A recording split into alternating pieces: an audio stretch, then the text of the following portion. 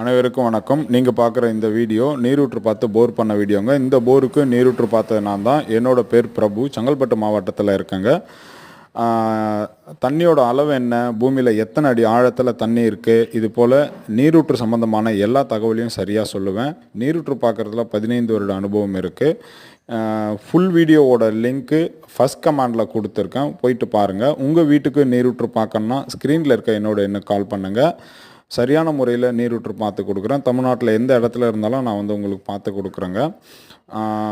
உங்கள் வீட்டுக்கு நீரூற்று பார்க்கணும், உங்களோட கழனி இடங்களுக்கு நீரூற்று பார்க்கணும், உங்களோட கிணறுக்கு சைட் போர் பண்ணணும்னா ஸ்க்ரீனில் இருக்க என்னோட நம்பருக்கு கால் பண்ணுங்கள்.